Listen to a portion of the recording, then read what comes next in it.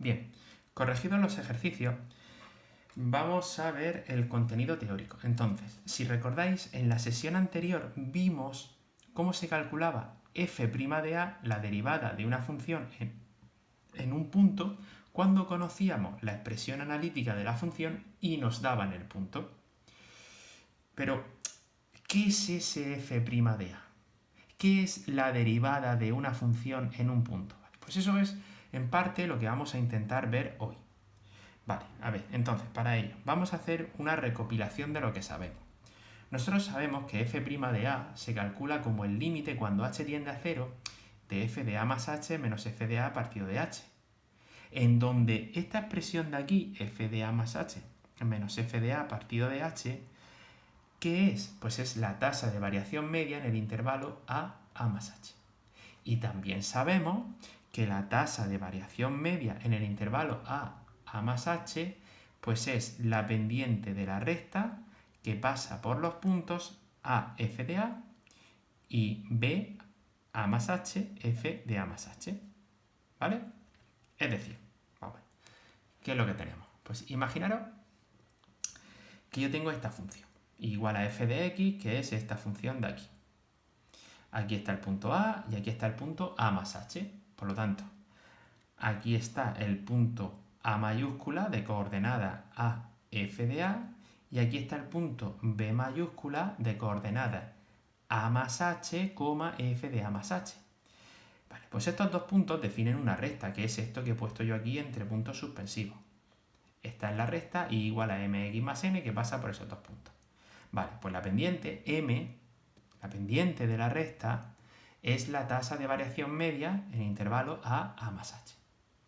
Vale, ya sabemos lo que es la tasa de variación media.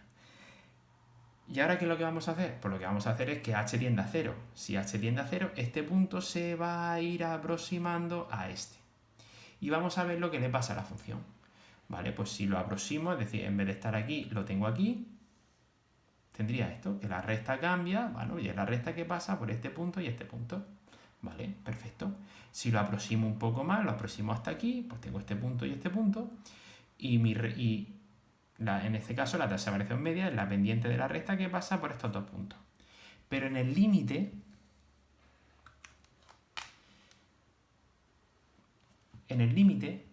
es decir, cuando aparece la derivada, a más h es a, y entonces la recta ya no pasa por dos puntos, solamente toca a la función en un punto, en el punto a, f de a.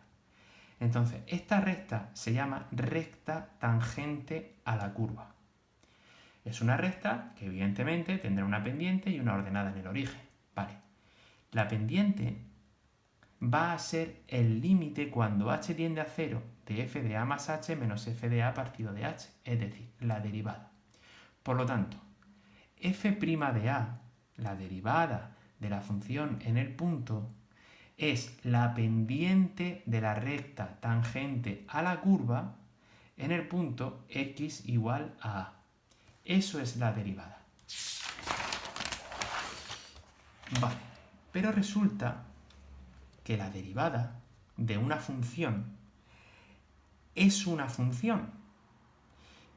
¿Y eso qué significa? Si es una función, significa que tiene expresión analítica. ¿Y la forma de calcular la expresión analítica cuál va a ser? Pues evidentemente esta. Límite cuando h tiende a 0, pero aquí ya no pongo a, pongo x, porque la expresión analítica depende de la variable independiente x. Pues de f de x más h menos f de x partido de h. Y ahora, ¿qué ventaja tiene el que la derivada sea una función y tenga expresión analítica? Pues la voy a ver con este ejemplo. Aquí me da una función, f de x igual a x cuadrado. Imaginaros que yo no sé que es una función y que tiene expresión analítica, y me dicen, calcula f' de 2 y f' de 1. ¿Qué pasaría? Pues que tendría que calcular dos veces el límite cuando h tiende a 0.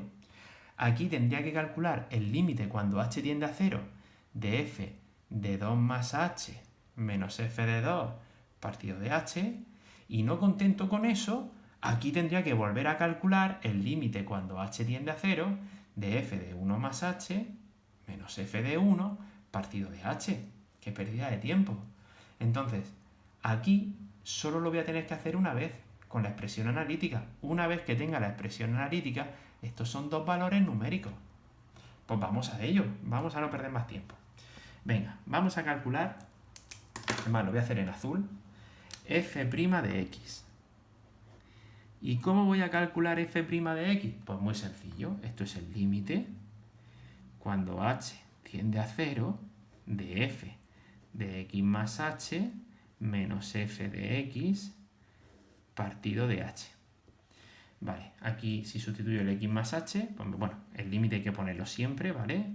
Hasta que no cambie la h por 0 tengo que ponerlo. Aquí me va a quedar x más h al cuadrado menos x cuadrado partido de h.